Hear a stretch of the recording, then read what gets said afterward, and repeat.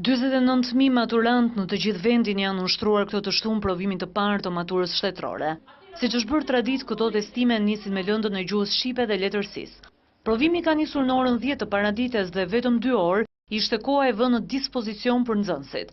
Pas testimit ata janë shprehur se provimi kishte 25 pyetje dhe në pjesën më të madhe ishte i thjeshtë. Nivel mesatar jo shumë i vështirë, po edhe domethënë duke parë nxënësit nuk është kishte edhe shumë rëftësi. Pyetjet ishin ato që prisnit apo e kishte surprizë? Deri diku edhe ishin ato që prisnin. Pyetjet ishin shumë të qarta dhe relativisht ishin të pyetjet mesatare, edhe të lehta. Kishte edhe pyetje të vështira, po ishin të pakta për nxënësit që kërkojnë më shumë notë. Kishin dhënë ca tema që nuk na i kishin përfshirë, si albatrosi që nuk kishte fare në tekst. Nuk ishte as i vështirë as i lehtë.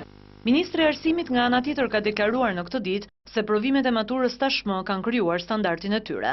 Matura shqiptare po shkon drejt konsolidimit, ky është viti 7 i zbatimit të saj, standardi i saj është përmirësuar, unë pash një administrim jashtëzakonisht korrekt këtu në qendër e provimit. Dhe unë jam i bindur që procesi do të ruajë integritetin si çdo vit tjetër dhe këtë vit do të rritet standardi më tej.